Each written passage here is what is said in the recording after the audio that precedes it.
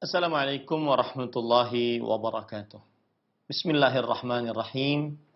Innal hamdalillah nahmaduhu wa nasta'inuhu wa nastaghfiruh wa na'udzu billahi min shururi anfusina wa sayyiati a'malina.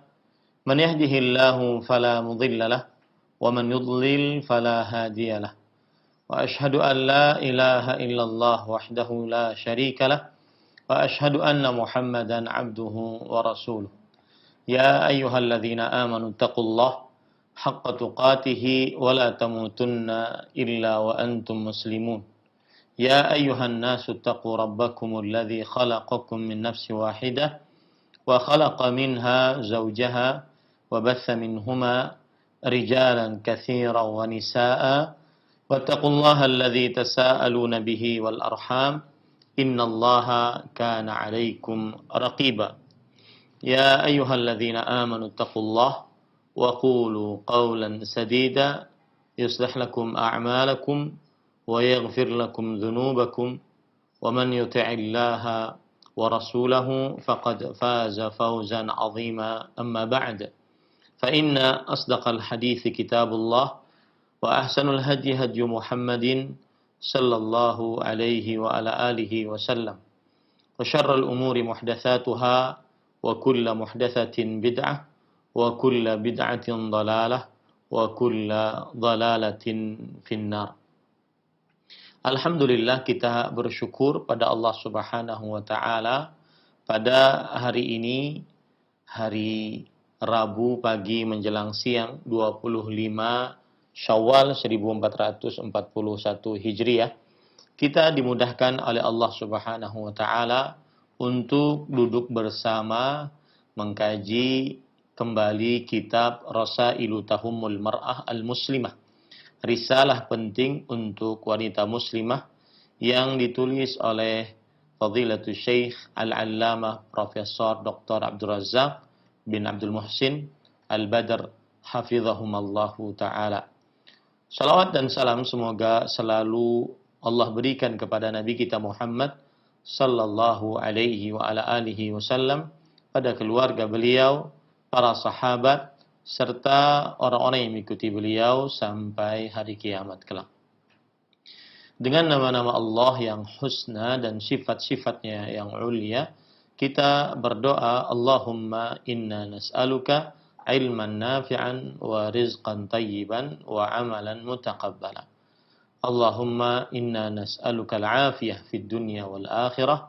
Allahumma inna nas'aluka al-afwa wal afiyah fi dinina wa dunyana wa ahlina wa malina. Allahumma astur awratina wa amin rawatina wahfadna min bayni aydina wa min khalfina wa an aymanina wa an syama'ilina wa min fawqina wa na'udzu bi'azamatika an nughtala min tahtina. Ya Allah, kami mohon kepada Engkau ilmu yang bermanfaat, rezeki yang baik, dan amal yang diterima. Wahai Allah, sesungguhnya kami memohon kepada Engkau ampunan dan kesehatan yang menyeluruh. Wahai Allah, kami mohon kepada Engkau ampunan dan kesehatan di dunia dan di akhirat. Kami mohon kepada Engkau keselamatan di dalam diri kami, harta kami, keluarga kami, dan di dalam ilmu kami. Ya Allah, jagalah kami dari arah depan, dari arah belakang, dari arah kanan, dari arah kiri, dari atas kami, dan kami berlindung dengan keagungan-Mu mendapatkan musibah dari arah bawah kami. Allahumma amin. Ahibati hafizakumullah, kaum muslimin yang saya cintai karena Allah, semoga Allah Subhanahu wa taala menjaga kita. Pada pertemuan kali ini kita membahas bab yang baru di dalam risalah yang kedua, yaitu Mau'izatun Nisa. Risalah yang kedua adalah Mau'izatun Nisa, nasihat-nasihat untuk wanita. Dan pada risalah yang kedua ini ada beberapa bab. Bab yang pertama yaitu Mau'izatun Nisa. Bab yang kedua Fitnatun Nisa wa dararul ikhtilat. Fitnah wanita dan bahaya melakukan perbuatan ikhtilat. Saya ulangi, babnya adalah fitnah wanita dan bahaya berikhtilat. Kita akan jelaskan satu-satu dari kata ini. Fitnatun nisa artinya adalah fitnah wanita. Tetapi perlu diingat, kata fitnah bukan yang dipahami dalam bahasa Indonesia. Kalau fitnah yang dipahami dalam bahasa Indonesia berarti perkataan bohong atau tanpa berdasarkan kebenaran yang disebarkan dengan maksud menjelekkan orang. Ini adalah fitnah yang ada dalam bahasa Indonesia. Tapi memang ada dalam Kamus Besar Bahasa Indonesia arti fitnah yang lain, yaitu perbuatan yang menimbulkan kekacauan. Perbuatan yang menimbulkan kekacauan, seperti mengusir orang lain dari kampung halamannya, merampas harta, menyakiti orang lain, menghalangi dari jalan Allah, atau melakukan kemusyrikan. Maka kalau yang dimaksudkan oleh Syekh Al-Allamah Profesor Dr. Abdul Razak bin Abdul Muhsin Al-Badr hafizahumullah adalah makna yang kedua, perbuatan yang menimbulkan kekacauan. Ya, makna fitnah di sini maksudnya adalah perbuatan yang menimbulkan kekacauan. Jadi sering sekali kata fitnah dipakai dalam judul-judul ceramah, seperti misalkan fitnah hari kiamat atau fitnah akhir zaman. Maka ini bisa saja dipakai dengan makna fitnah akhir zaman, yaitu perbuatan yang menimbulkan kekacauan di akhir zaman. Maka berarti kalau kita katakan fitnah wanita, berarti adalah perbuatan yang menimbulkan kekacauan disebabkan karena perempuan. Itu maksud dari bab yang diinginkan oleh penulis Syekh Al-Allamah Profesor Dr. Abdul Razak bin Abdul Muhsin Al-Badr hafizahumullah ta'ala, yaitu perbuatan yang menimbulkan kekacauan disebabkan karena godaan wanita. Itu makna bab fitnah at-tunnisa, fitnatun nisa, fitnah wanita. Perbuatan yang menimbulkan kekacauan disebabkan karena godaan wanita. Adapun kalau kita ingin perlebar untuk memperkaya khazanah ilmiah kita, maka arti fitnah secara bahasa disebutkan oleh Al-Azhari yang menulis Kamus Besar Bahasa Arab Tahdzibul Lughah, bahwa jima'u ma'na al-fitnah fi kalamil Arab al-ibtila wal imtihan, yang artinya makna yang menyeluruh dari kata fitnah di dalam perkataan orang Arab adalah al-ibtila, ujian, wal imtihan, tes. Ujian dan tes. Ini makna fitnah secara bahasa, sebagaimana firman Allah Subhanahu wa taala, kata beliau, wa min hadza qaulullah azza wa jal, dan dari makna ini firman Allah Subhanahu wa taala, yaumahum 'alan nari yuftanun, yang artinya pada hari itu mereka orang-orang kafir di dalam neraka yuftanun. Artinya yuftanun yaitu diuji, dibersihkan. Sebagaimana seorang pandai besi membersihkan karatan-karatan yang ada pada besi, kemudian karatan yang ada pada perak. Dibersihkan dosanya sehingga nanti dia dimasukkan ke dalam surga. Kalau seandainya dia orang yang bertauhid, dimasukkan ke dalam surga Allah Subhanahu wa ta'ala. Makna fitnah secara bahasa itu al-ibtila wal ikhtibar wal imtihan, ujian, tes. Sebagaimana juga disebutkan oleh Ibnu Faris di dalam kitab Kamus Besar Bahasa Arab Maqayisil Lughah. Al-fa wat-ta wan-nun aslun sahihun yadullu 'ala al-ibtila wal ikhtibar. Kata fitnah dari huruf fa, ta dan nun adalah sebuah kata yang dari huruf yang sahih menunjukkan kepada makna ujian atau tes. Makna ujian atau tes. Di sana ada penambahan makna secara bahasa dikatakan oleh Ibnu Al-Athir di dalam kitab An-Nihayah fi Gharibil Hadis bahwa al-fitnah al-ikhtibar wal-imtihan wa qad kathura isti'maluha fi ma akhrajahu al-ikhtibar min al-makruh thumma kathura hatta istu'mila bima'na al-ithm wal-kufr wal-qital wal-ihraq wal-izalah was-sarfu 'ani syai'. Ini perhatikan, ini tambahan makna. Fitnah secara bahasa ujian, tes, dan banyak pemakaiannya di dalam makna ujian dari sesuatu yang dibenci, yaitu seperti musibah, ujian dari sesuatu yang dibenci. Kemudian akhirnya orang memakai kata fitnah dengan makna dosa, kekufuran, pertempuran, pembakaran, menghilangkan sesuatu, memalingkan dari sesuatu. Jadi makna fitnah dalam bahasa Arab banyak. Makanya kalau seandainya ada di dalam perkataan seseorang ataupun tema sebuah pengajian ceramah agama, fitnah akhir zaman bisa dipakai. Ya, dengan makna fitnah tersebut yaitu perbuatan yang menimbulkan kekacauan di akhir zaman. Bisa saja dipakai seperti itu.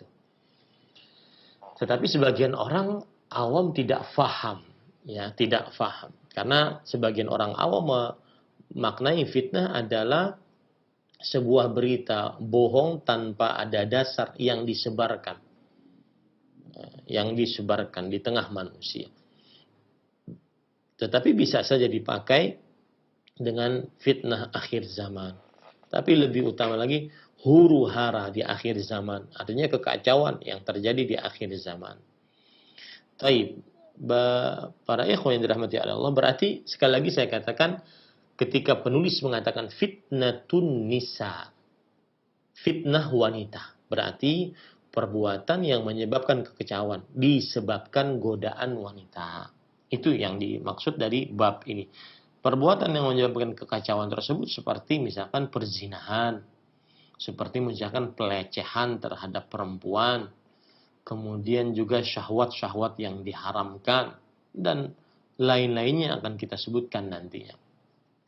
Kemudian penulis mengatakan wal dararul ikhtilat, dan bahaya ikhtilat. Ikhtilat artinya adalah terjadinya percampuran antara lelaki dan perempuan. Terjadinya percampuran antara lelaki dan perempuan yang bukan mahram tanpa ada hijab. Itu namanya ikhtilat.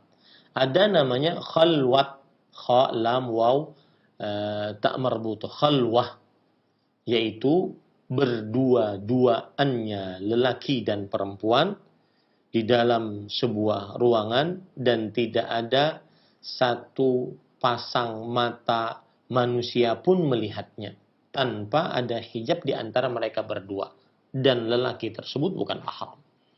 Jadi ada dua istilah, al-ikhtilat dan al-khalwat. Dua-duanya dosa dan haram dilakukan. Ikhtilat, percampuran antara para lelaki dan para perempuan di sebuah yang bukan mahram, di sebuah tempat tanpa hijab, tanpa penghalang yang menghalangi pandangan para lelaki dan para perempuan tersebut. Itu namanya ikhtilat, dan ini diharamkan dalam agama Islam yang akan kita sebutkan nanti dalil-dalilnya. Kemudian ahibati hafizakumullah taala, termasuk juga di dalamnya adalah kita katakan ini khalwat. Khalwat yaitu berdua-duaannya seorang lelaki dan perempuan yang bukan mahram di sebuah tempat tanpa ada hijab dan tidak ada seorang sepasang mata manusia pun melihatnya. Itu namanya khalwat. Dan kita akan bahas perkara ini. Sebelumnya kita baca dulu apa yang disebutkan oleh penulis Syekh Al-Allamah Profesor Dr. Abdul Razak bin Abdul Muhsin Al-Badr hafizahumallahu ta'ala. Beliau mengatakan, Inna ad-din al-islami al-hanifa bitawjihatihi al-syadidati wa irsyadatihi al-hamidati sana al-mar'at al-muslimah. Sesungguhnya agama Islam yang lurus dengan bimbingannya yang benar dan penyuluhannya yang terpuji benar-benar telah menjaga wanita muslimah.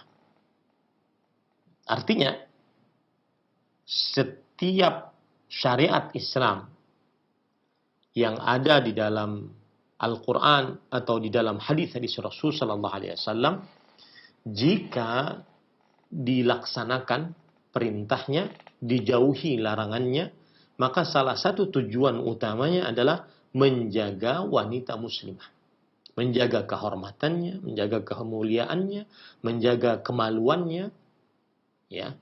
Wa hafidha laha syarafaha wa karamataha.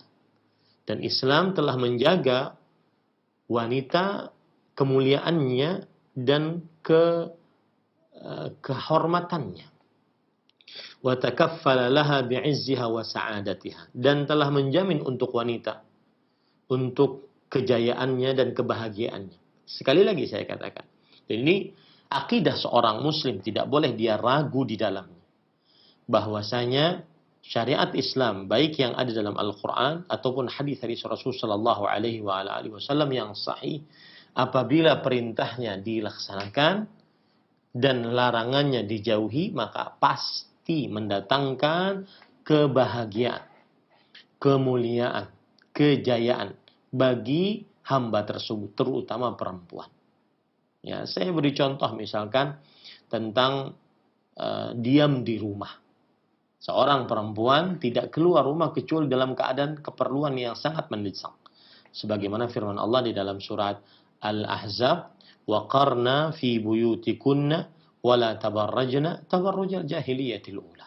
Diamlah kalian, wahai para perempuan, di rumah-rumah kalian. Surah Ahzab ayat 33. Begitu juga dalam hadis riwayat Imam Ahmad, وَبُيُوتُهُنَّ خَيْرٌ لَهُنَّ. Dan rumah-rumah perempuan lebih baik bagi mereka.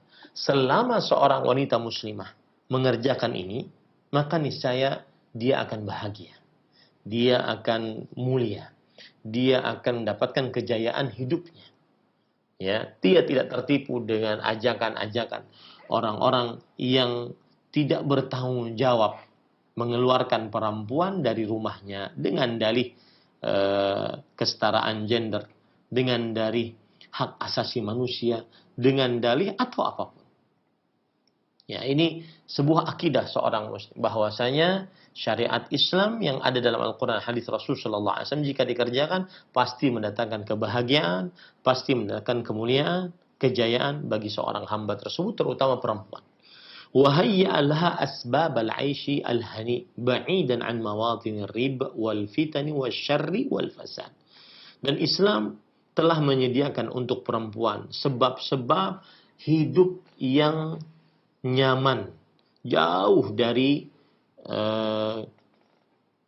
hal-hal yang meragukan, jauh dari fitnah-fitnah. Lihat ya, jauh dari hal-hal yang menyebabkan kerusakan, keburukan.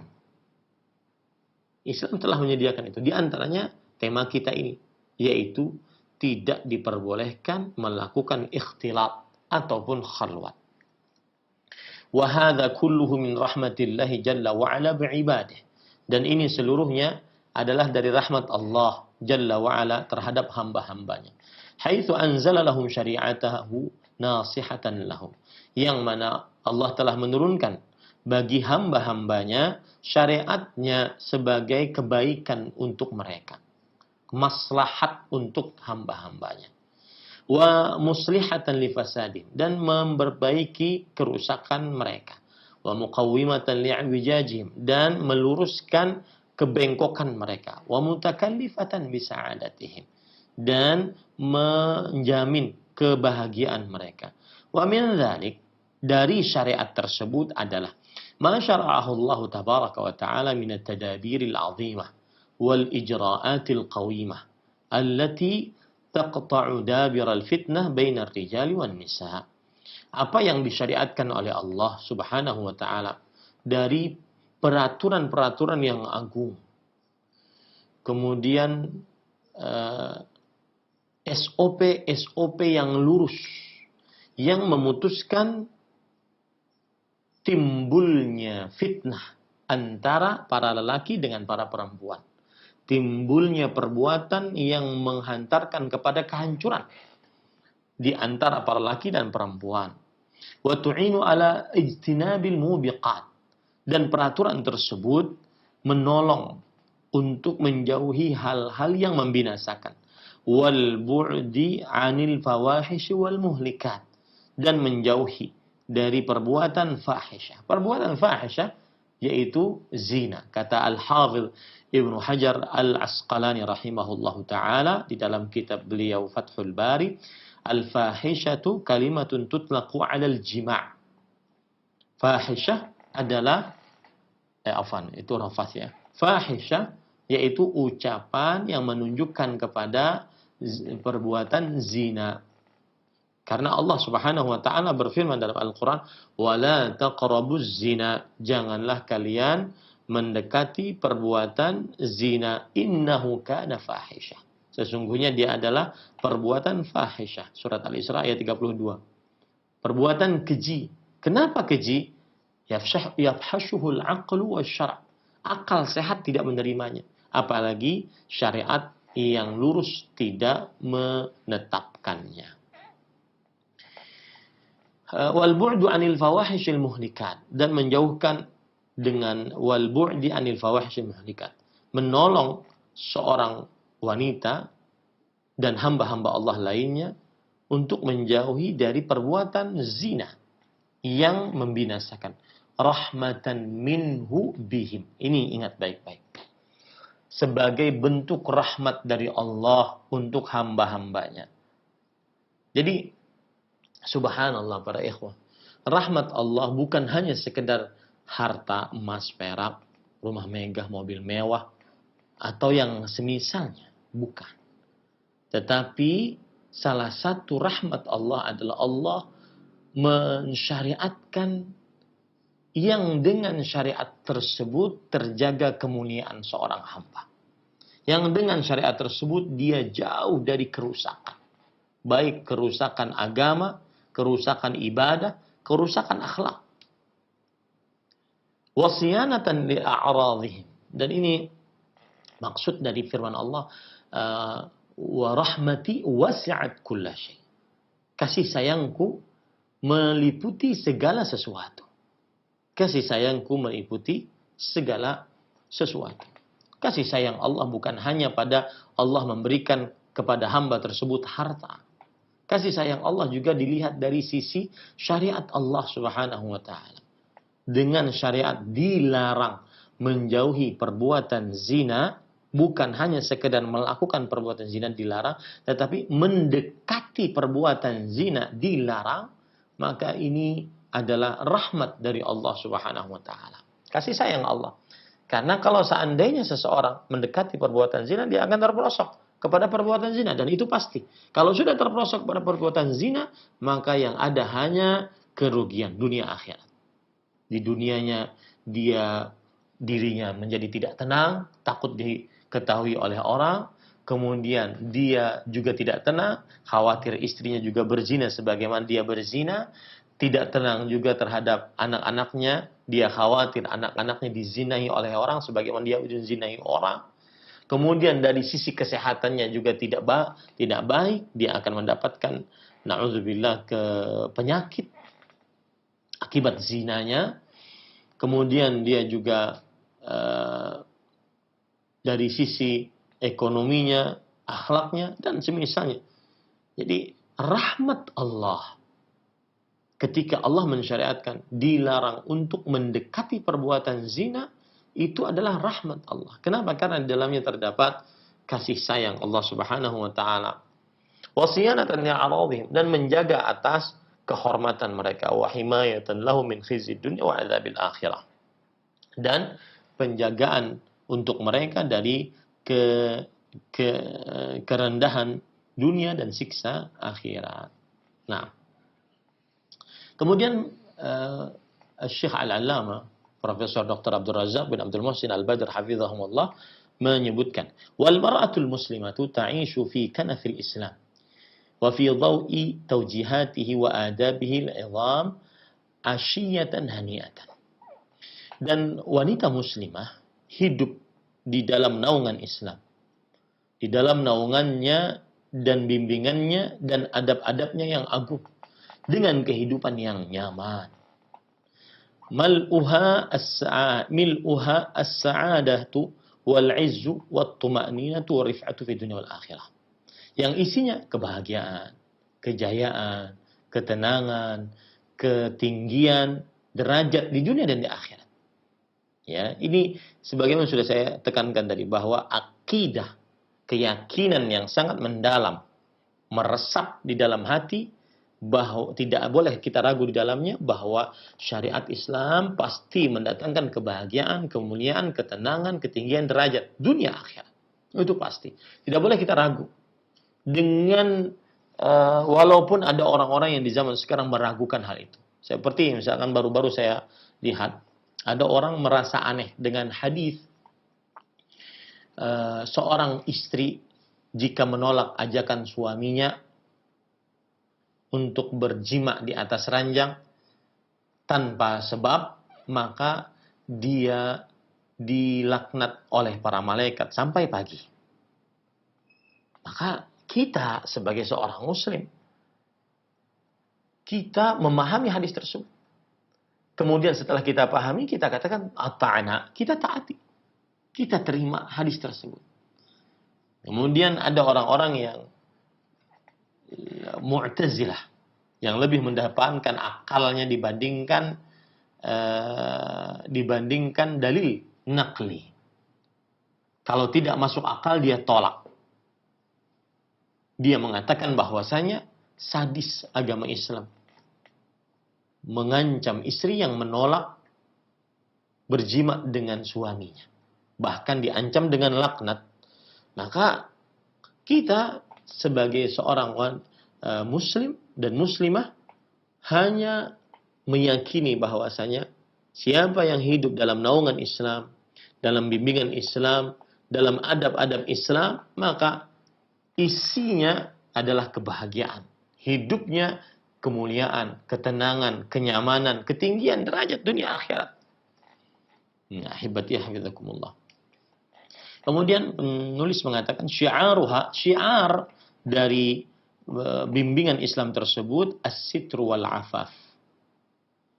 Artinya slogan yang sangat kuat di dalam syariat Islam untuk menjaga kesucian wanita muslimah adalah sikap penutupan dan sikap menjaga kesucian. Itu syiarnya, as-sitru wal afaf. Semakin tertutup maka semakin bahagia, semakin menjaga sifat iffah, kesucian, baik itu ucapannya, pandangannya, pendengarannya, tangannya, kakinya, kemaluannya. Ya, maka semakin dia tenang, semakin dia mendapatkan ketinggian dunia akhirat. Wadithar wa tuhur wa zakat, dan selimutnya adalah kesucian dan juga pensucian. Wa rayatuha isya'atul adabi wa tathbitul akhlaq. Dan bendera yang diangkat dari bimbingan Islam adalah menyebarkan adab-adab, yaitu perbuatan dan ucapan yang baik-baik, dan menetapkan akhlak-akhlak yang mulia. Wa ghayatuha siyanatul syarafi wa himayatul fadilah. Dan tujuan utama dari bimbingan Islam tersebut adalah menjaga kemuliaan dan menjaga keutamaan. Wa satabqal mar'atul muslimatu rafi'atal janibi azizatal manali sayyinatal akhlaqi ma damat mutamassikatan bidiniha muhafizatan ala awamiri rabbiha muti'atan li nabiyha rasulillah sallallahu alaihi wasallam. Yang artinya, dan dengan begitu akan tetap seorang wanita muslimah tinggi kedudukannya, mulia derajatnya, terjaga akhlaknya. Selama kapan perempuan muslimah mendapatkan itu semua? Selama ia berpegang teguh dengan agamanya, selalu menjaga perintah-perintah Allah Subhanahu wa taala Rabbnya, taat kepada nabinya sallallahu alaihi wasallam, muslimatan wajha lillah, mud'inatan li syar'i wa hukmih. Dirinya menyerahkan hanya kepada Allah, taat kepada syariat Allah dan hukumnya, qa'imatan bi huquqil Islam, mendirikan hak-hak Islam, wa wajibatihi wa adabihi al-'idham bi kulli rahatin wa thiqatin wa itmi'nan. Dan kewajiban-kewajibannya, adab-adabnya yang agung, dengan lapang dada, dengan penuh percaya diri, dan dengan penuh ketenangan. Ini menjadi syiar bagi seorang wanita muslimah, bahwa dia tidak malu untuk menampakkan dirinya sebagai wanita muslimah, baik dari sisi pakaiannya, sisi dandanannya, sisi cara bergaulnya, sisi cara berbicaranya, sisi bergaulnya dengan lelaki yang bukan mahramnya. Ya, dia penuh dengan fiqh, percaya diri dengan adab-adab Islam, syariat-syariat Islam yang mengatur dirinya. Ghairi multafitatin ilal hamali minan nas. Dia tidak pernah menoleh kepada manusia-manusia rendahan. Min du'atil fahishati wal fitnah. Yaitu orang-orang yang mengajak kepada tersebarnya perbuatan fahisyah dan tersebarnya perbuatan fitnah, perbuatan yang menimbulkan kekacauan. Litanala bidzalika as-sa'adata war-rahata fid dunya wal akhirah. Agar perempuan tersebut mendapat dengan hal itu semua mendapatkan kebahagiaan, ketenangan di dunia dan di akhirat. Wa tanala thawab al-'azim wal ajr al-jazila yauma liqa'illahi tabaraka wa ta'ala, dan juga akhirnya mendapatkan pahala yang besar, ganjaran yang banyak pada hari bertemu dengan Allah Subhanahu wa ta'ala. Di sini saya ingin mengingatkan kenapa Syekh Al-Allamah Profesor Dr. Abdul Razak bin Abdul Muhsin Al-Badr hafizahumullah ta'ala, beliau mengingatkan tentang berpertemuan dengan Allah. Salah satu obat kiat yang sangat manjur agar seorang wanita muslimah mengerjakan syariat Islam, dari mulai menutup aurat, dari mulai tata berbicaranya, dari mulai apa saja yang asalnya buka aurat, yang asalnya mempunyai hubungan seenaknya dengan laki-laki yang bukan mahramnya, yang asalnya, maka salah satu kiat mudah untuk menyadarkan perempuan tersebut adalah ingat pertemuan dengan Allah. Ingat hidup ini tidak sia-sia. Allah Subhanahu wa taala berfirman di dalam Al-Qur'an, "Wa ma khalaqnas samawati wal arda wa ma bainahuma batila." Dan tidaklah kami ciptakan langit dan bumi dan apa yang di antara keduanya dalam keadaan batil, sia-sia. Dalam surat Shad ayat 27. Begitu juga di dalam surat Al-Mu'minun, Allah Subhanahu wa taala berfirman, "Afa hasibtum annama khalaqnakum abatha?" Apakah kalian mengira bahwasanya kami telah menciptakan kalian dalam keadaan sia-sia? Wa annakum ilaina la turja'un, dan kalian tidak akan dikembalikan kepada kami? Tidak. Semuanya akan dimintai pertanggungjawaban. Maka ini kiat mudah bagi seorang wanita muslimah agar dia meniti jalan istiqamah, menutup aurat, lebih banyak di rumah, tidak berikhtilat, tidak berkhalwat, tidak bersafar tanpa mahram, dan semisalnya. Dari penyimpangan-penyimpangan yang terjadi pada perempuan. Ingatkan, ya, jika ada saudarimu yang belum meniti jalan istiqamah, belum benar-benar belajar, belum benar-benar memikirkan kehidupan akhirat, maka ingatkan dia bahwa semua dari kita akan dimintai pertanggungjawaban oleh Allah Subhanahu wa ta'ala. Kemudian penulis mengatakan waqad ja'a fil Islam ma yadullu ala anna al-fitnata bin nisa idza waqa'at yatarattabu 'alaiha min al-mafasidi wal madari ma la yudraku madahu wa la tahmadu 'uqbahu. Dan telah ada di dalam agama Islam sesuatu yang menunjukkan bahwa fitnah wanita, godaan wanita, jika terjadi maka menyebabkan kerusakan-kerusakan dan keburukan-keburukan yang tidak dapat dihitung sampai mana buruknya dan tidak bisa dipuji sampai mana akibat buruknya. Walihada khafaha an-nabiy sallallahu alaihi wasallam ala ummatihi khaufan 'aziman. Jadi perempuan godaan perempuan mendatangkan keburukan yang sangat besar. Ya, godaan perempuan mendatangkan keburukan yang sangat besar.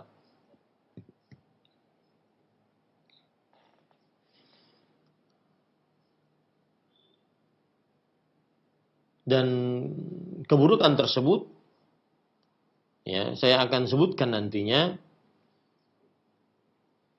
bagaimana Islam sudah mengabarkan tentang keburukan-keburukan apabila seseorang mendapatkan godaan perempuan.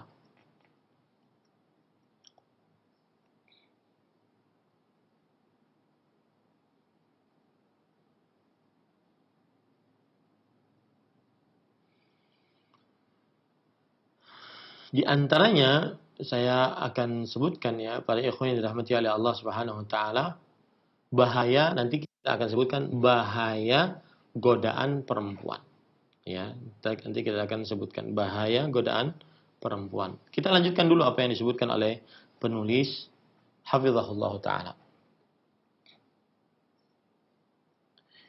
Walihada, oleh sebab inilah Nabi Muhammad SAW menakutinya atas umatnya dengan rasa takut yang besar. Dan Nabi wahadzaraha salawatullah wassalamu alaihi katsiran min maghibatiha wa su'i aqibatiha. Dan Nabi Muhammad sallallahu alaihi wasallam sering memperingatkan dengan keras tentang buruknya akibat godaan perempuan. Nushan lil ummah, sebagai pemberi nasihat untuk umat. Wa ma'ziratan fi bayani dini tabaraka wa ta'ala, dinillahi tabaraka wa ta'ala. Dan sebagai alasan dalam menjelaskan agama Allah Subhanahu wa taala sebagai hujjah nantinya. Walaqad kana alaihi salatu wassalam mualliman aminan wa nasihan mushfiqan fima taraka khairan illa dalla al-ummata alaihi wala syarran illa hadzara minha.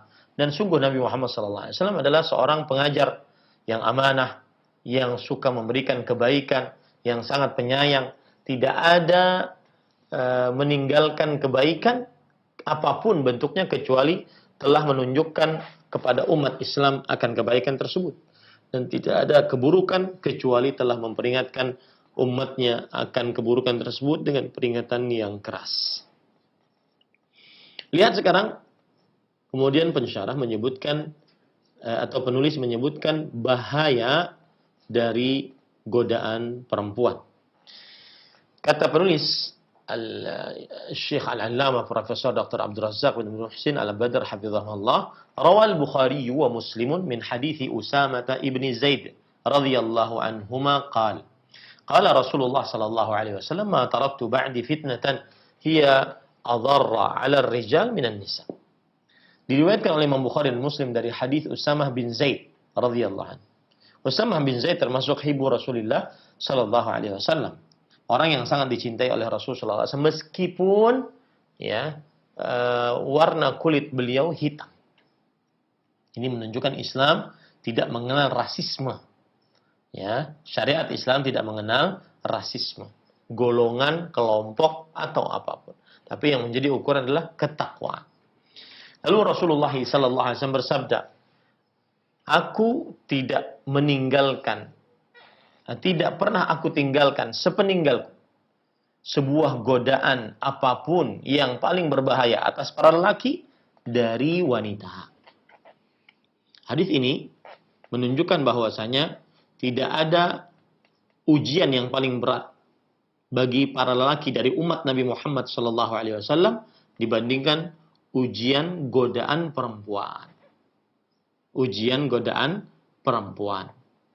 Begitu juga kemudian beliau mengatakan, rawa Muslimun fi sahihi min hadithi Abi Sa'id Al-Khudri radhiyallahu anhu, anna an-nabiy sallallahu alaihi wasallam qala, ittaqud dunya wattaqun nisa fa inna awwala fitnati bani Israil kanat fin nisa.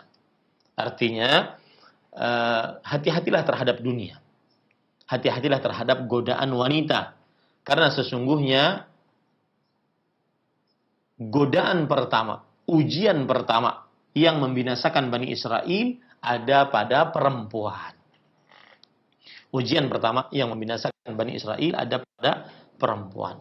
Nah, pada kesempatan kali ini saya akan memperlebar masalah ini. Godaan perempuan sangat berbahaya. Makanya kita akan sebutkan dari sisi mana kenapa godaan perempuan sangat berbahaya. Sebelumnya saya ingin menambahkan bagaimana bahayanya godaan perempuan dalam hadis-hadis yang lain. Di antaranya yaitu hadis yang diriwayatkan oleh Imam Muslim dan Imam Ahmad, Imam Tirmidzi, Imam Abu Dawud, bahwa Rasulullah sallallahu alaihi wasallam bersabda, innal mar'ah tuqbilu fi surati syaitan wa tudbiru fi surati syaitan. Ini tambahannya dari dan penjelasan dari apa yang disebutkan oleh Syekh. Karena Syekh tadi menyebutkan bahwa Nabi Muhammad SAW memperingatkan dengan keras umatnya, terutama para lelaki, tentang bahaya godaan perempuan. Dan beliau menyebutkan dua dalil. Syekh Al-Allamah Profesor Dr. Abdul Razak menyebutkan dua dalil. Dalil yang pertama yang menunjukkan bahwa godaan paling berbahaya bagi para lelaki dari umat Nabi Muhammad SAW adalah perempuan. Dalil yang kedua menunjukkan bahwa Bani Israel binasa, ujian yang paling pertama mereka dapati adalah godaan perempuan. Nah, saya tambahkan bahayanya godaan perempuan disebutkan dalam hadis riwayat Imam Ahmad, Imam Muslim, Imam Tirmidzi, Imam Abu Dawud dan yang lainnya, bahwa Rasulullah sallallahu alaihi wasallam bersabda, innal mar'ah tuqbilu fi suratil syaitan wa tudbiru fi surati syaitan. Sesungguhnya perempuan di hadapan dari depan dalam bentuk setan, dan di hadapan dari belakang dalam bentuk setan. Mohon maaf para perempuan, jangan marah dulu dengan hadis ini. Kita lihat dulu penjelasan para ulama rahimahumullah ta'ala.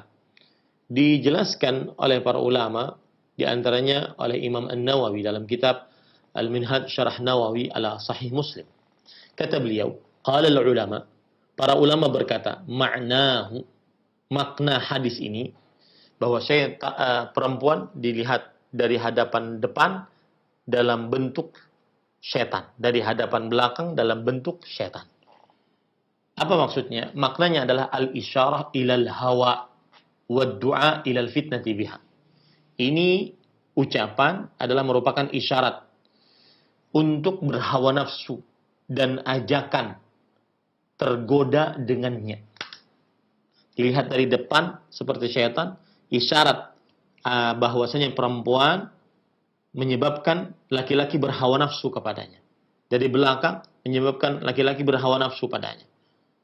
Ya, itu maksudnya. Lamma ja'alahu Allah Ta'ala fi nufus lima ja'alahu Allah Ta'ala fi nufusir rijal minal maili ila nisa wal iltidhazi binadharihinna wa ma yata'allaqu bihinna.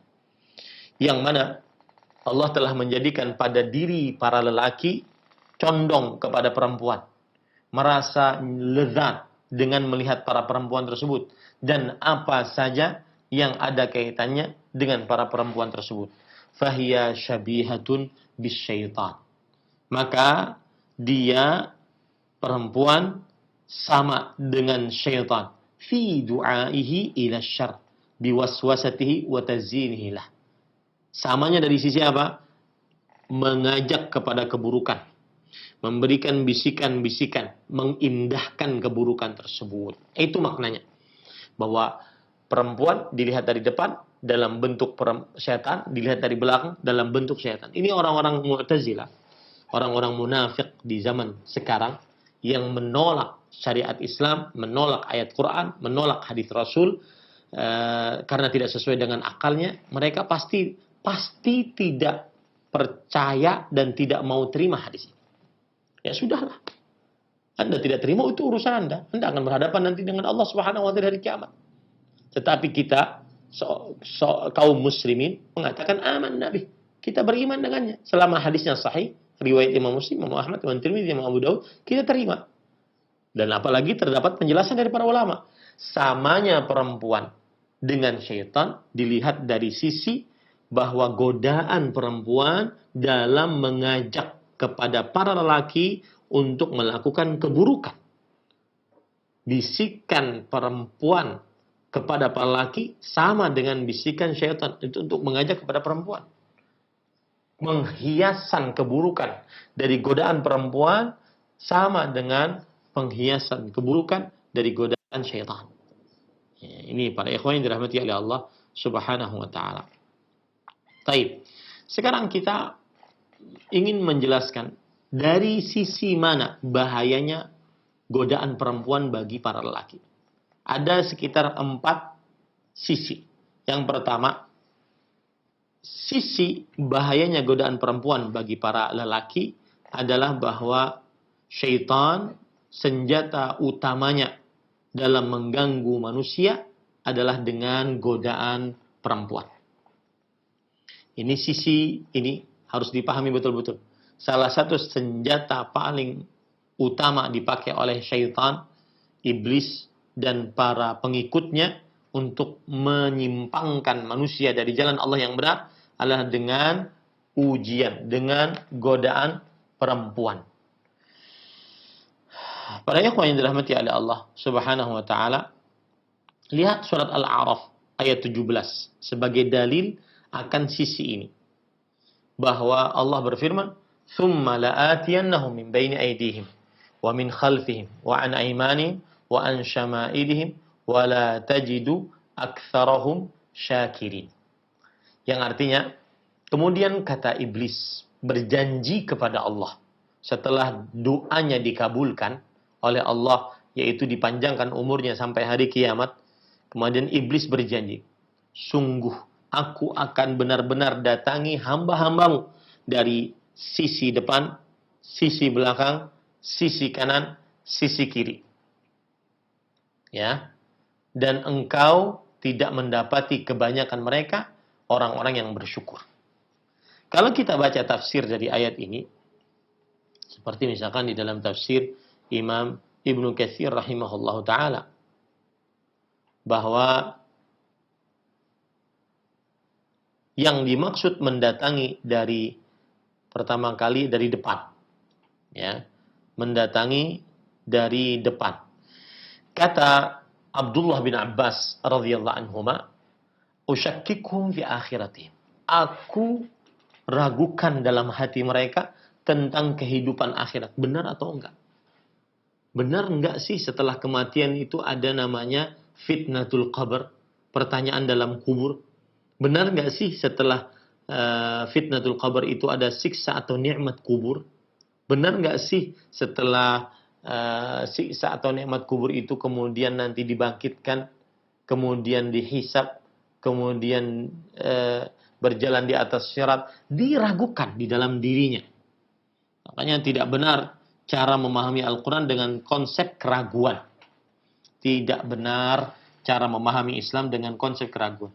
Cara memahami Al-Quran maksudnya. Memahami Al-Quran dengan konsep keraguan yang diusung dengan bahasa hermeneutika. Ini konsep keraguan. Meragukan ayat, meragukan harus ada kritisi dalam ayat. Tidak. Ayat Allah turunkan dan Allah berikan kepada kita akal untuk memahaminya, bukan untuk mengkritisinya. Kita cukup untuk mengatakan sami'na wa ata'na. Kemudian ahibati hafizakumullah, dan dari belakang, sisi belakang diganggu oleh iblis, sisi belakang apa maksudnya? Kata Abdullah bin Abbas, "Uraqibuhum fi dunya." Aku cintakan kepada mereka tentang perkara dunia mereka, harta, tahta, wanita, sehingga lupa kehidupan akhir. Sudah diragukan di dalam hatinya kehidupan akhirat, dicintakan pula kehidupan dunia. Wa an animani ashbaha alaihim amradinihim. Artinya atau usyabbiha alaihim amradinihim.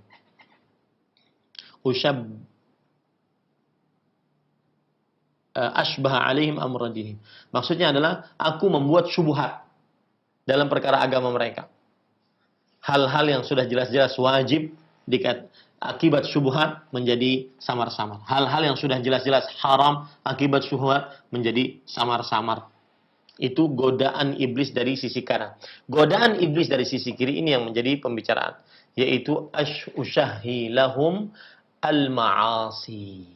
Aku syahwatkan kepada mereka maksiat. Ya, aku syahwatkan kepada mereka maksiat.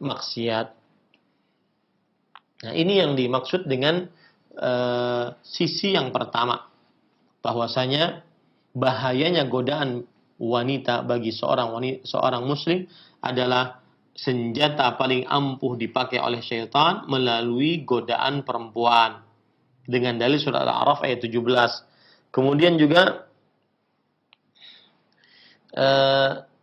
disebutkan dalam surat Ali Imran ayat 14 sampai 15. Zuyyina lin-nas hubbus syahawat minan nisa wal banin wal qanatiril muqantarah minadh dhahabi wal fiddah wal khailil musawwamati wal an'ami wal harth.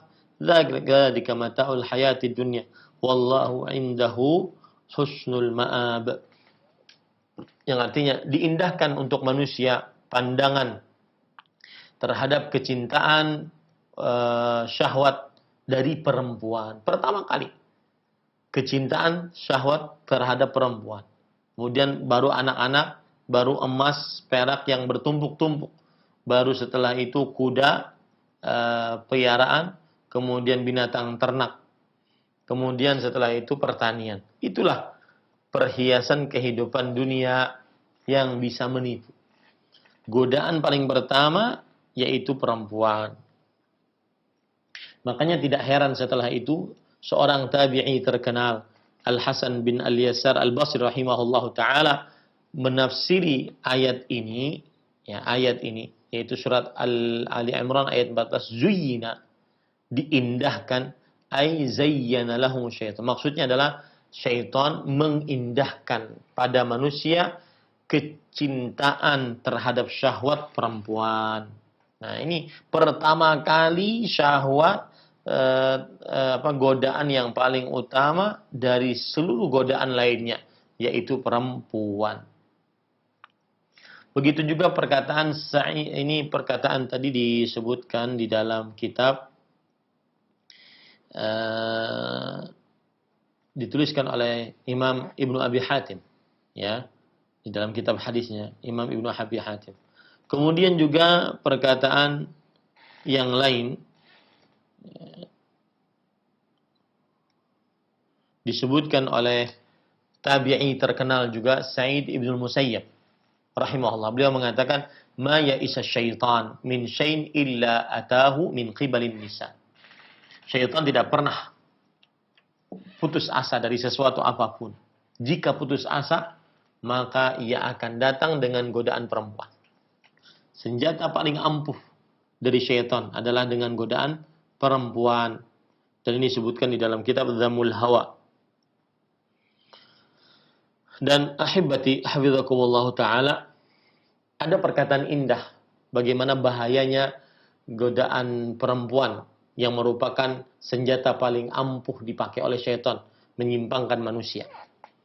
Abdullah bin Mas'ud radhiyallahu anhu berkata, an-nisa habailus syaitan, yang artinya perempuan adalah tali kailnya syaitan.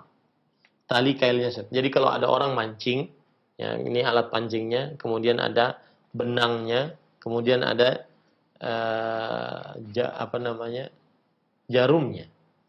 jarumnya namanya. kailnya, ya, kail, benang, kemudian alat pancingnya. Maka kata Abdullah bin Mas'ud, an-nisa habailu syaitan. Perempuan adalah tali-tali pancing syaitan. Tali-tali pancing syaitan. Ini perkataan disebutkan di dalam kitab Musannaf Ibnu Abi Syaibah. Dan yang dimaksud dengan tali-tali syaitan, maksudnya adalah alat untuk berburu. Alat untuk berburu. Jadi, sebagaimana sudah saya sebutkan, bahwasanya godaan perempuan adalah senjata paling ampuh yang dipakai oleh syaitan untuk menggoda manusia. Oleh sebab itulah, syaitan sangat ingin perempuan keluar dari rumahnya.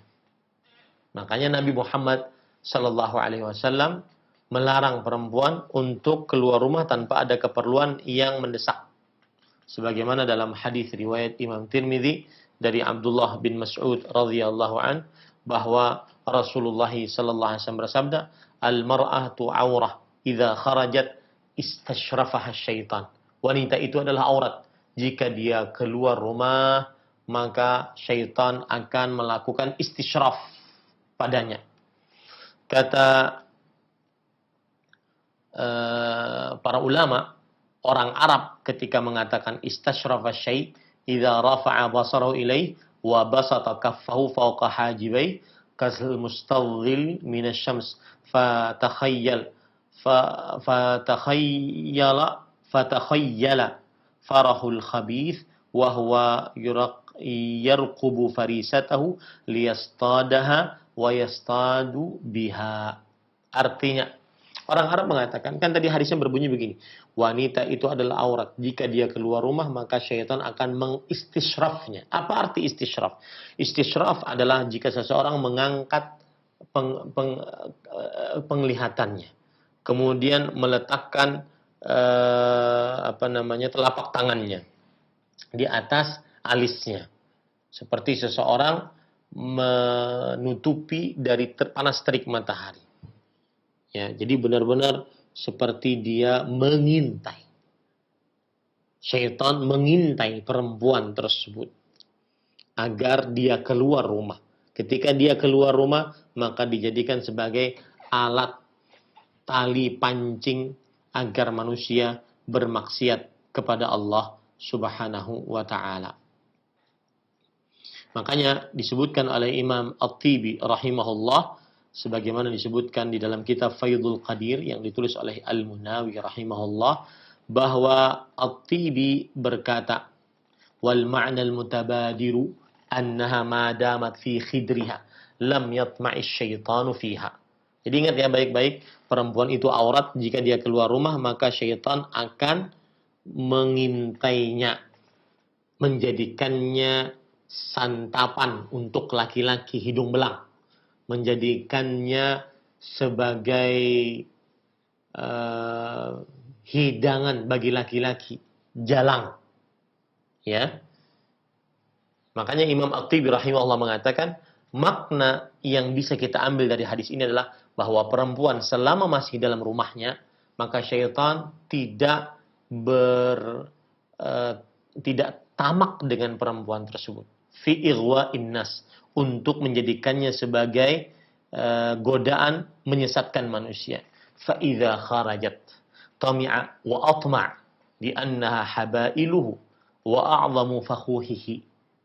Apabila perempuan tersebut sudah keluar rumah, maka iblis tamak, rakus untuk menjadikan perempuan tersebut sebagai godaan bagi laki-laki. Wa atma', dan akhirnya perempuan tersebut benar-benar menjadikan laki-laki berhawa nafsu kepadanya. Kenapa? Karena perempuan habail, tali-tali kail, pancingan yang digunakan oleh syaitan. Dan a'zamu fakhuhi, yaitu godaannya yang paling besar. Ini hati-hati. Jadi hati-hati laki-laki, lebih-lebih juga perempuan. Karena perempuanlah penyebab akhirnya para lelaki tersebut mereka terbangun syahwatnya. Ada perkataan yang menarik dikatakan oleh Al-Imam Ibnu Qayyim Al-Jauziyah rahimahullah ta'ala di dalam kitab Ad-Da' wad Dawa. Beliau mengatakan, Ammal lahadhat fahiya ra'idatus syahwah wa rasuluha. Adapun lahadhat, yaitu pandangan-pandangan mata menatap kepada perempuan-perempuan yang bukan mahram, maka dia adalah bendera yang naik untuk menaikkan syahwat. Dan dia adalah utusan yang menimbulkan syahwat. Wa hifdhuha aslu hifdzil farj. Dan menjaga pandangan pokok dari menjaga kemaluan. Banyak orang berzina karena tidak menjaga pandangannya. Ya. Faman atlaqa basarahu awradahu mawaridal halakat.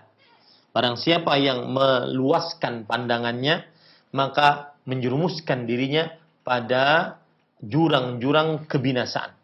Wan nadharu aslu 'ammatil hawadith allati tusibul insana. Dan penglihatan pokok kejadian-kejadian secara menyeluruh yang menimpa manusia. Seorang bisa berzina gara-gara melihat. Meskipun dia ahli ibadah, hafal Quran, gara-gara dia melihat yang haram, maka akhirnya dia tidak dapat menahan syahwatnya. Ya, karena penglihatan aslu amatil hawadits, pokok segala sesuatu yang terjadi yang menimpa manusia. Fa innan nadhrata tuwallidu khatratan. Sesungguhnya penglihatan melahirkan besitan di dalam hati. Summa tuwallidul khatratu fikratan. Kemudian dari apa yang terbesit dalam hati, maka naik menjadi sebuah pemikiran. Summa tuwallidul fikrata syahwatan. Kemudian dari pikiran yang kotor tersebut melahirkan, menghasilkan syahwat. Summa tuwallidu syahwatu iradatan. Kemudian syahwat melahirkan keinginan. Summa taqwa. Lalu keinginan tersebut tambah besar. Fatasiru azimah. Kemudian menjadi tekad bulat. Jazimah. Yang benar-benar ingin dikerjakan. Fayaqa'ul fi'lu walabud. Malam yamna' minhu mani'. Maka pasti terjadi. Bagaimanapun. Selama tidak ada penghalangnya. Wa fi hadha qila as-sabru ala ghadhil tarf aisaru minas sabri ala alamin ba'dahu. Oleh sebab itulah ada orang yang mengatakan perkataan indah, sabar menahan pandangan lebih mudah dibandingkan sabar mendapatkan kerugian setelah tidak menahan pandangan. Jadi sabar pada langkah pertama menahan pandangan. Ini lebih mudah dibandingkan seseorang bersabar atas penyakit atau kerugian yang didapati setelah tidak dapat menahan pandangan. Nah, ini sisi pertama kenapa bahaya godaan perempuan sangat berbahaya, yaitu dilihat dari godaan perempuan adalah senjata paling ampuh yang digunakan oleh syaitan. Bahkan dia adalah tali-tali kail yang digunakan oleh syaitan untuk menyimpangkan manusia dari jalan Allah Subhanahu wa ta'ala. Makanya saya nasihatkan kepada para perempuan, jangan sampai menjadi senjatanya syaitan dalam mengganggu makhluk-makhluk Allah Subhanahu wa ta'ala. Nah, kira-kira ini dulu yang bisa saya sampaikan tentang kajian kali ini. Insyaallah pada pertemuan yang akan datang saya akan menyebutkan sisi kedua, sisi ketiga, sisi keempat tentang bahaya godaan perempuan. Jadi sekali lagi saya katakan bahaya godaan perempuan dari sisi bahwa godaan perempuan senjata paling ampuh, senjata paling utama yang dipakai oleh syaitan untuk menyimpangkan manusia, terutama para laki, dari jalan Allah Subhanahu wa ta'ala. Wallahu alam. Saya kembalikan kepada pembawa acara Saudara Ari hafizahullahu ta'ala. Naam. Jazakallahu khairan wa barakallahu fikum. Terima kasih kami ucapkan kepada Ustadz Ahmad Zainuddin Alsi hafizallahu ta'ala yang telah berkenan membimbing kita menyampaikan pelajaran yang bermanfaat untuk pemirsa dan pendengar Radio Roja dimanapun Anda berada. Semoga yang singkat ini dapat menambahkan ilmu yang bermanfaat untuk kita semuanya, serta faedahnya bisa kita amalkan dalam kehidupan kita sehari-hari. Baik ikhwatal Islam, kami persilahkan bagi Anda yang ingin bertanya seputar pembahasan ini. Pertama, kami mohon pertanyaan Anda disesuaikan dengan pembahasan ini saja. Yang kedua, bagi Anda yang bertanya langsung fokus pada pertanyaannya saja. Yang pertama kami bacakan dari pesan singkat dari hamba Allah. Assalamualaikum Ustadz. Ustadz, bagaimana kalau suami saya kerja di tempat yang bercampur antara laki-laki dan perempuan sehingga terjadi ikhtilat. Sedangkan suami selalu berusaha untuk menjaga dirinya. Suami berencana untuk keluar dari pekerjaan, namun yang jadi pertimbangan adalah saat ini belum ada penghasilan lain selain kerja di situ. Apakah suami keluar kerja sekarang ini merupakan hal yang urgent atau tidak? Mohon diberikan nasihat kepada keluarga kami. Ustaz, silakan. Bismillah walhamdulillah wassalatu wassalamu ala Rasulillah wa ala alihi wa sahbihi wa man walah. Ahibati hafizakumullah taala, secara hukum fikih para ulama menyebutkan hukum bekerja di tempat yang terjadi percampuran antara laki dan perempuan yang bukan mahram tanpa ada pembatas, yaitu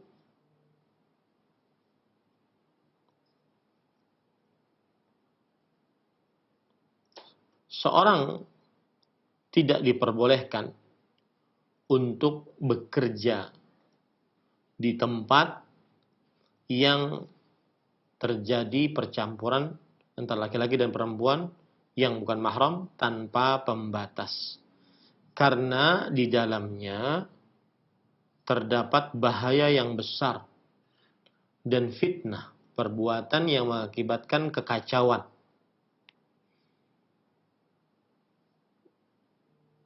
Dan dia wajib untuk mengkondisikan dirinya bekerja di tempat yang tidak ada percampuran antara laki-laki dan perempuan. Dia wajib mengkondisikan dirinya untuk bekerja di tempat yang tidak ada percampuran antara laki-laki dan perempuan. Karena hal ini bisa menyebabkan dia akhirnya benar-benar masuk ke dalam godaan syaitan. Dan saya katakan kepada suami tersebut, teruslah yakin dengan hadis Rasul sallallahu alaihi wasallam yang diriwayatkan oleh Imam Muslim, ihris ala ma yanfa'u wasta'in billah wa la ta'jaz. Berusahalah untuk sesuatu yang bermanfaat bagimu dan mintalah pertolongan kepada Allah Subhanahu wa taala dan janganlah kamu lemah. Maka berusahalah seseorang mencari pekerjaan yang halal, yang tidak ada perbuatan maksiat di dalamnya, dan itu banyak. Dan minta tolong kepada Allah Subhanahu wa taala dan jangan lemah. Ini yang bisa saya jawab. Wallahu a'lam. Nah. Baik Ustaz, barakallahu fikum. Terima kasih atas nasihatnya. Semoga menambahkan ilmu yang bermanfaat untuk kita semuanya. Berikutnya kami bacakan kembali dari pesan singkat dari saudari kita, Fulanah di Majalengka, yang bertanya sebagai berikut. Yang ingin saya tanyakan Ustadz, bagaimana nasihat atau kiat istiqomah dari Ustadz untuk dapat kita sebagai mahasiswi terhindar dari lawan jenis, fitnah lawan jenis. Terlebih anak saat ini sedang menuntut ilmu atau menjadi mahasiswi di kampus yang terdapat di dalamnya percampuran antara laki-laki dan perempuan. Mohon nasihat dan masukannya dari Ustadz. Syukron, jazakallahu khairan. Ustadz, silakan. Baik.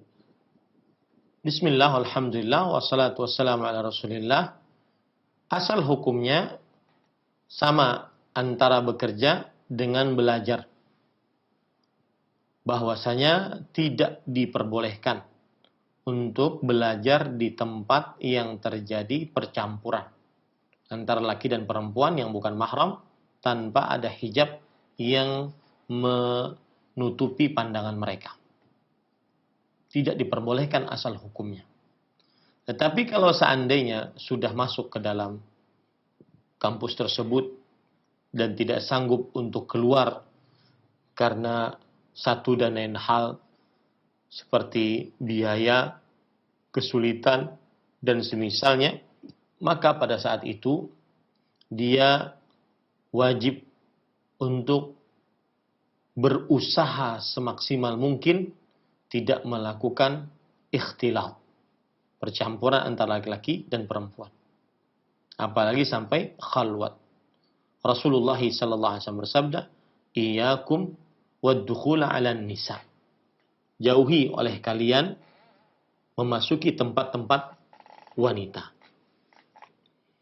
Dan menjauhi tempat-tempat yang dan juga kegiatan-kegiatan yang di dalamnya terjadi ikhtilat. Berusaha. Dia wajib mengusahakan. Kalau seandainya dia memang ingin melanjutkan kuliah di tempat tersebut. Tetapi tentunya yang lebih baik dia berkuliah di tempat yang tidak ada ikhtilat. Dan di zaman sekarang sudah banyak tempat-tempat kuliah tersebut. Kalau seandainya dia tidak sanggup untuk keluar karena satu dan lain hal yang belum bisa dia lakukan, maka dia berusaha agar tidak terjadi ikhtilat. Meminimalisir ikhtilat yang ada.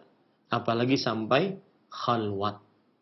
Tetapi langkah yang paling utama dia tidak diperbolehkan untuk belajar di tempat yang terjadi ikhtilat, percampuran laki-laki dan perempuan yang bukan mahram tanpa ada hijab yang menutupi pandangan mereka. Wallahu a'lam. Nah. Barakallahu fikum wa jazakallahu khairan. Terima kasih atas nasihatnya. Berikut kami bacakan kembali dari pesan singkat. Pertanyaan dari Bapak Zainal yang bertanya di Kabupaten Bulukumba, Sulawesi Selatan sebagai berikut.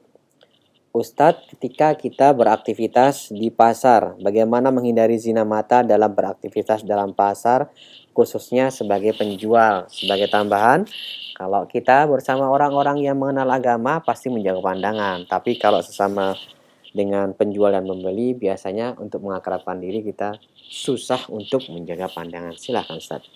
Bismillah, alhamdulillah, wassalatu wassalamu ala rasulillah sallallahu alaihi wasallam.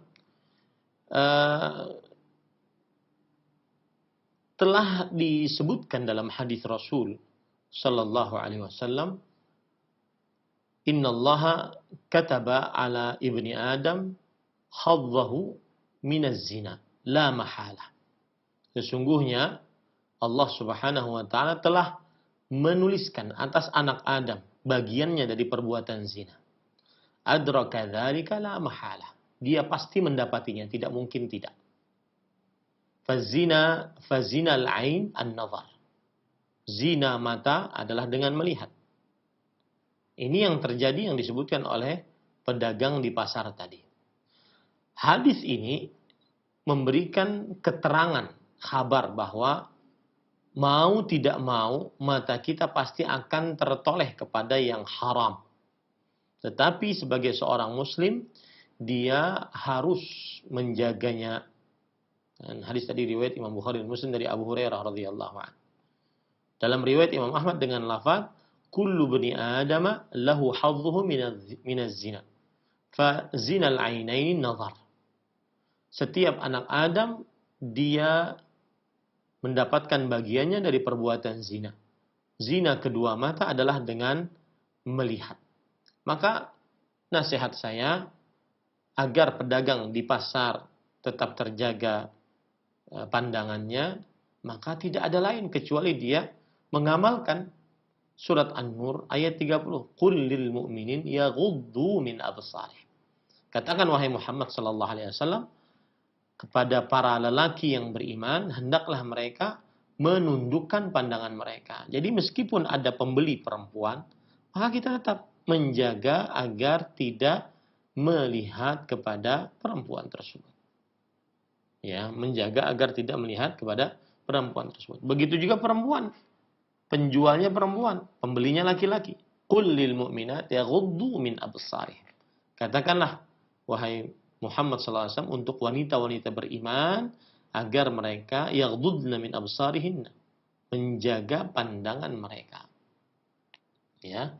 Maka caranya saat Anda sebagai pedagang di pasar tidak ada cara lain kecuali mengamalkan surah An-Nur ayat 30 atau surah An-Nur ayat 31. Menundukkan pandangan, menjaga pandangan, tidak meluas-luaskan pandangan. Wallahu a'lam. Nah, Barakallahu fikum. Terima kasih para Ustadz yang telah menjawab pertanyaan dari pesan singkat yang telah masuk. Berikutnya kami berikan kesempatan untuk Anda yang ingin bertanya langsung menghubungi kami via telepon. Halo, Assalamualaikum. Waalaikumsalam warahmatullahi. Dengan siapa ini, di mana? Dengan hamba Allah, mau bertanya Pak Ustadz. Silahkan. Saya ini punya penyakit sudah 4 tahun, kelainan saraf Pak Ustadz. Saya sudah periksa di dokter, tapi tidak ada perubahan.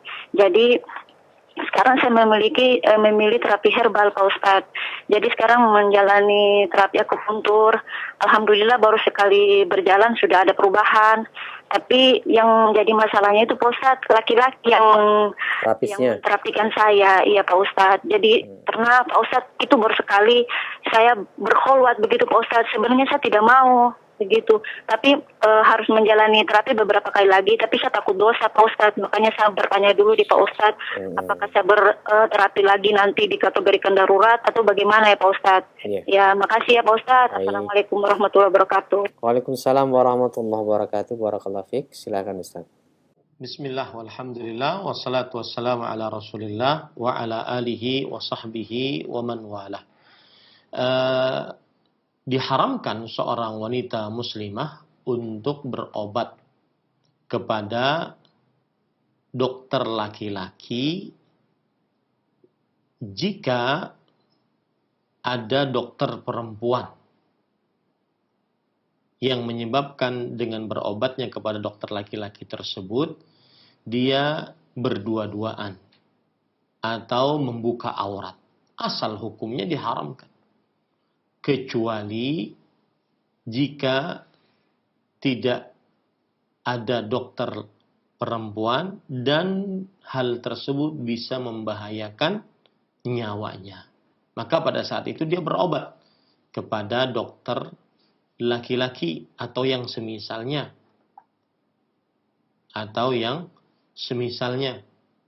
Karena bisa membahayakan nyawanya.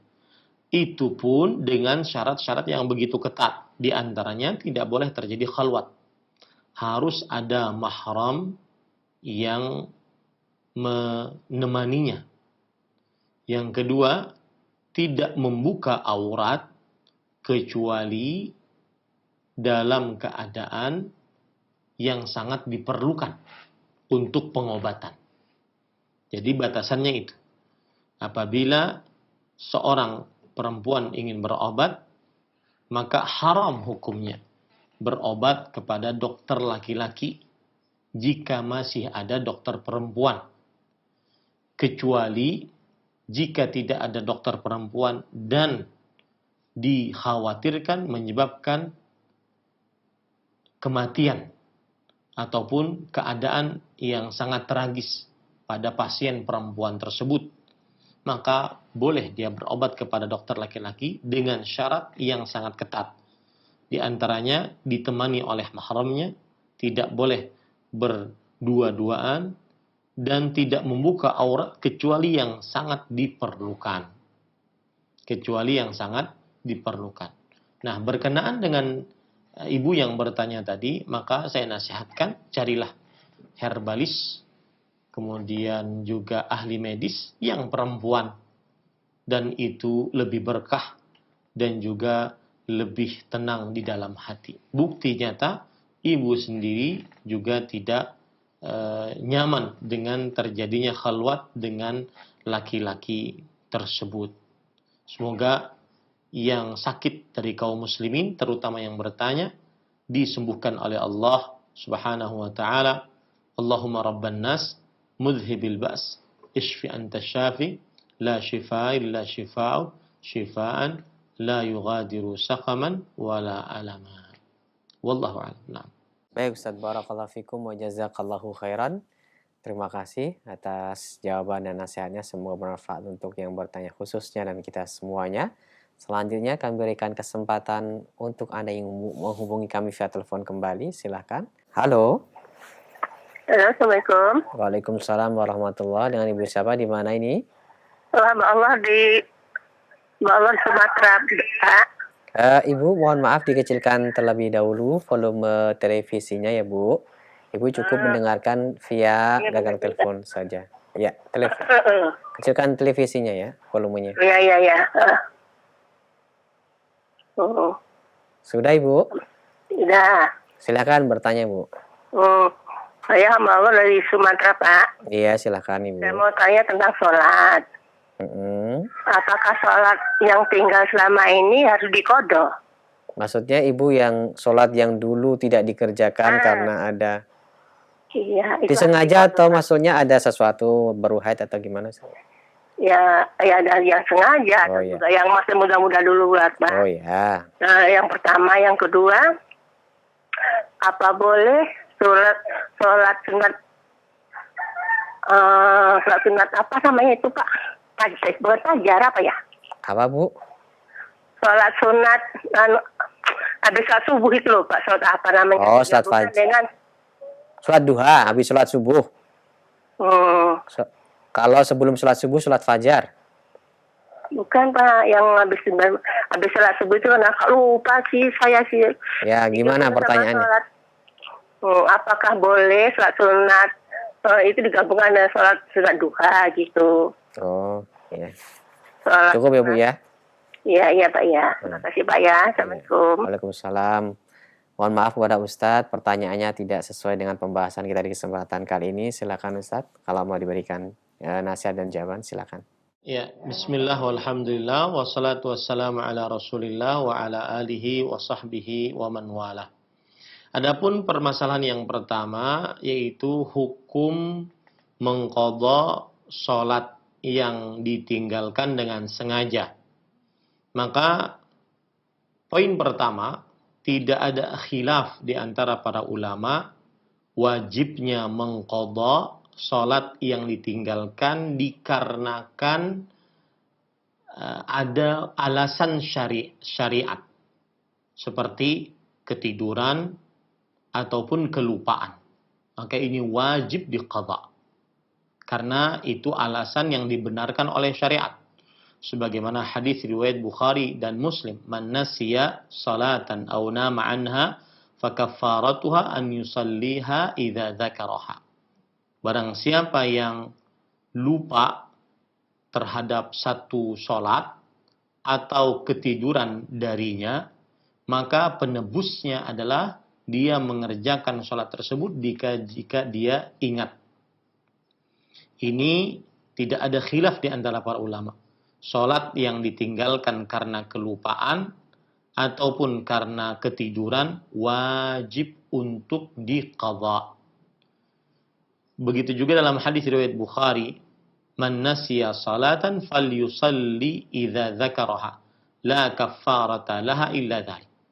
Barang siapa yang lupa terhadap sebuah salat, maka hendaklah dia mengerjakannya jika ia mengingatnya. Tidak ada penebus atasnya kecuali itu. Adapun permasalahan mengqadha salat bagi yang meninggalkan sholat dengan sengaja tanpa ada alasan yang dibenarkan oleh syariat, padahal dia muslim baligh berakal, kemudian bukan wanita yang haid dan nifas, maka terjadi khilaf di antara para ulama bahwa jumhur, kebanyakan para ulama berpendapat wajib mengqadha, dan jumhur, kebanyakan para ulama berdalil dengan hadis yang saya sebutkan tadi. Mereka mengatakan sisi pendalilannya annahu yadullu ala wujubil qadha 'ala an-nasi ma'a suqutil itsm wa raf'il haraj anhu fal 'amidu aula. Bahwa hadis tadi menunjukkan wajibnya mengqadha bagi orang yang kelupaan atau ketiduran. Namun dia tidak berdosa dan tidak ada kesalahan atasnya.